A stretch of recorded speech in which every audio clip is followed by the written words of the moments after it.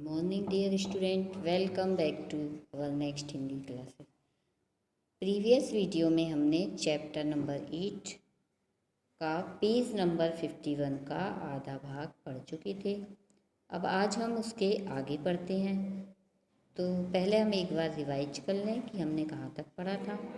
हमने पढ़ा था कि जो राजा जी थे उन्होंने अपने राज्य में ये घोषणा करवा दी थी कि हमारे 3 प्रश्न का जो उत्तर देगा वही क्या होगा, उसको हम यथेष्ट इनाम देंगे। तो बहुत से लोग आए और उन्होंने अपने अपने उत्तर सुनाए।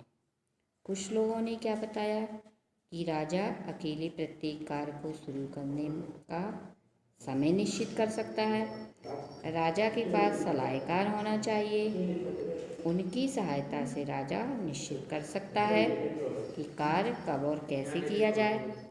लेकिन कुछ और भी लोग थे, उनका कहना था कि हर कार्य का समय पहले से सोचना कठिन है, आलस में समय नहीं बिताना चाहिए, जो भी काम सामने आए उसे पूरा कर लेना चाहिए। अब किसी ने कहा कि कभी कभी सलाह लेने का समय ही नहीं होता, जबकि उत्तर तुरंत चाहिए। तो इसका उत्तर कौन बता सकता है? जादूगर। बस वे जादू से सब कुछ जानकर राजा को बता देंगे। इसी तरह दूसरे प्रश्न का भी कई लोगों ने उत्तर दिया और उन्होंने क्या कहा कि कुछ पुजारी और वैद्य को आवश्यक बता रहे थे, किसी ने सैनिक की सलाह को भी आवश्यक बताया। तीसरे प्रश्न के भी उत्तर में सबसे आवश्यक कार्य कौन सा है? कुछ ने कहा ज्ञान विज्ञान, तो कुछ ने कहा रणनीति, किसी ने कहा दान और विद्या, दान और धर्म। अब सबके उत्तर अलग अलग थे। राजा को एक भी उत्तर सही नहीं लगा। राजा ने सुना था कि पास के जंगल में एक साधु रहते हैं और वे केवल साधारण जनों से मिलते हैं। उनके ज्ञान की चर्चा दूर दूर थी। अपने प्रश्नों के उत्तर लेके राजा ने उनसे मिलने का निश्चय किया। हमने यहाँ तक पढ़ चुके थे। अब आज हम उसके आगे पढ़ते हैं। तो चैप्टर नंबर 8 और पेज नंबर 51। दूसरे दिन राजा ने राजसी वस्त्र उतारकर साधारण कपड़े पहने। राजा ने क्या किया? जो राजा जी के कपड़े थे वो उतारे और साधारण कपड़े पहने। कुछ अंगरक्षकों को साथ लिया। अब अंगरक्षक क्या होते हैं? जो राजा की रक्षा करते हैं, उनको कहते हैं अंगरक्षक। उनको साथ में लिया और घोड़े पर सवार होकर जंगल की ओर चल दिया। कहाँ चल दिए वो? जंगल की ओर।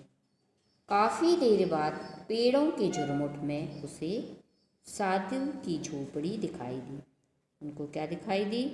साधु की झोपड़ी। राजा घोड़े से उतर गया।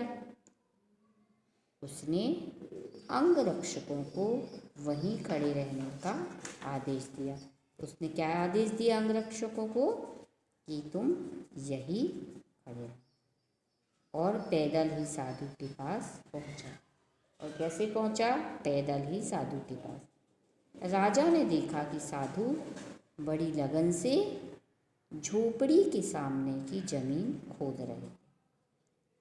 राजा जी ने क्या देखा? जो साधु महाराज थे वो बहुत लगन से, मेहनत से क्या कर रहे थे? झोपड़ी के सामने की जमीन को खोद रहे थे। उनका शरीर दुबला पतला था। कुदाल से खोदते समय भी जोर जोर से सांस ले रहे थे, है ना। कुदाली जिससे हम क्या करते हैं?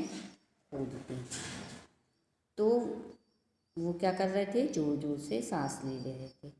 राजा को पास आता देखकर साधु रुक गया। साधु क्या किया? रुक गया। राजा जी पास आए तो उन्होंने राजा का अभिवादन किया, है ना, यानी प्रणाम किया झुककर उनको। फिर अपने काम में लग गए। साधु जी फिर अपने काम में लग गए। राजा बोला, मैं अपने कुछ प्रश्नों का उत्तर पाने की आशा में आपके पास आया हूँ। मेरे पास कुछ अपने प्रश्न हैं, उसका उत्तर पाने के लिए मैं इस उम्मीद से आपके पास आया हूँ। मेरा पहला प्रश्न है, किसी काम को आरंभ करने के लिए सही समय कौन सा है? उन्होंने राजा जी ने कहा कि मैं आपके पास अपने 3 प्रश्नों का उत्तर मांगने आया हूँ। और पहला प्रश्न है, किसी काम को शुरू करने के लिए सही समय कौन सा है? दूसरा, मुझे किन लोगों को सबसे अधिक महत्व देना चाहिए? किन लोगों को मुझे सबसे अधिक महत्व देना चाहिए? तीसरा, सबसे आवश्यक कार्य कौन सा? ठीक है, तो बच्चों आज के इस वीडियो में बस इतना ही। नेक्स्ट वीडियो में हम आपसे फिर मिलेंगे। Take care. और आप लोग रीडिंग करिएगा और अपनी क्लास वर्क कॉपी कंप्लीट करिएगा।